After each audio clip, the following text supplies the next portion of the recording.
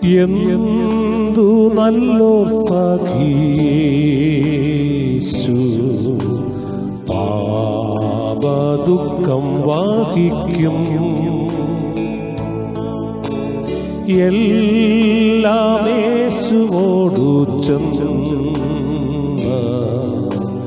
ചൊല്ലിടുമ്പോൾ താൻ കേൾക്കും. നൊമ്പരം ഏറെ സഹിച്ചു സമാധാനങ്ങൾ നഷ്ടം. എല്ലാം യേശുവോടു ചെന്ന് ചൊല്ലിടായ നിമിത്തം. ദൈവവചന ചിന്തകൾ കേൾക്കുന്ന എല്ലാ മാന്യ ശ്രോതാക്കൾക്കും ക്രിസ്തീയ വന്ദനം. ഇയ്യോബിൻ്റെ പുസ്തകം 16-ാം അധ്യായം 10-ാമത് വാക്യം. അവർ എൻ്റെ നേരെ വായ് പിളർക്കുന്നു, നിന്ദയോടെ അവർ എൻ്റെ ചെകിട്ടത്തടിക്കുന്നു എന്നുള്ള വചനമാണ്. ഈ വചനം ഓർമ്മപ്പെടുത്തുന്നത് സത്യത്തിനു വേണ്ടി നിൽക്കുന്ന ഭക്തനെ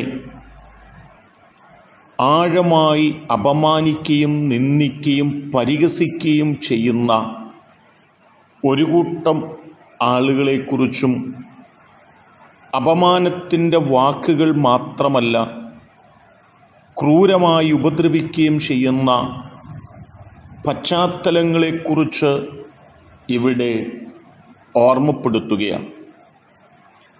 ഈ ലോകത്തിലേക്ക് നാം ഒന്ന് കണ്ണോടിച്ചു നോക്കുകയാണെങ്കിൽ സൗന്ദര്യമുള്ളവർ, പണമുള്ളവർ, ബുദ്ധിയുള്ളവർ, പേരും പ്രസിദ്ധിയുമുള്ളവർ, അധികാരം കൈയാളുന്നവർ, ഇവരൊക്കെ സാധുക്കളായ ആളുകളെ ആഴമായി അപമാനിക്കുകയും നിന്ദിക്കുകയും ഉപദ്രവിക്കുകയും ചെയ്യുമ്പോൾ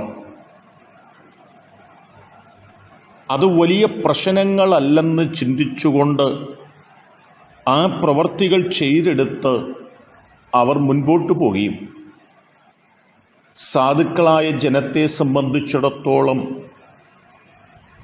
അവരവരിൽ തന്നെ പ്രാപ്തരല്ലാത്തതുകൊണ്ട് നീതിമാനായ ദൈവത്തോട് നിലവിളിക്കുകയും ചെയ്യുന്നു എന്നതാണ്. എന്നാൽ സാധുക്കളായ ജനത്തിൻ്റെ നിലവിളി കേൾക്കുന്ന ദൈവം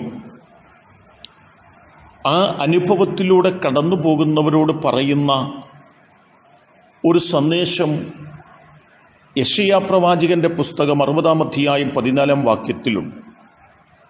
നിന്നെ ക്ലേശിപ്പിച്ചവരുടെ പുത്രന്മാർ നിന്റെ അടുക്കൽ വണങ്ങിക്കൊണ്ടുവരും, നിന്നെ നിന്ദിച്ചവരൊക്കെയും നിന്റെ കാൽ പിടിച്ച് നമസ്കരിക്കും. അവർ നിന്നെ യഹോവയുടെ നഗരമെന്നും ഇസ്രായേലിൻ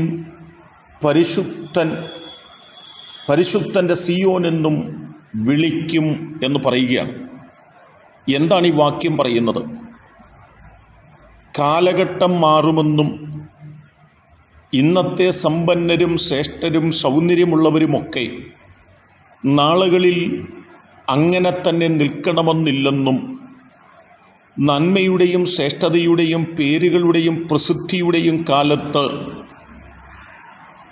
നാം നിരപരാധികളായ ആളുകളെ ഉപദ്രവിക്കുന്നു, നിന്ദിക്കുന്നു എങ്കിൽ പിന്നത്തേതിൽ നാം നിന്ദിച്ച ആളുകൾ ദൈവത്താൽ മാനിക്കപ്പെടുകയും നിന്ദിച്ച നമ്മെയും നമ്മുടെ തലമുറകളെയും ദൈവം ശിക്ഷിക്കുകയും ചെയ്യുന്നതായൊരു കാലഘട്ടമുണ്ടാകുമെന്ന് തിരിച്ചറിഞ്ഞ് നമ്മുടെ ജീവിതകാലം കഴിക്കണം എന്നുള്ളതാണ്.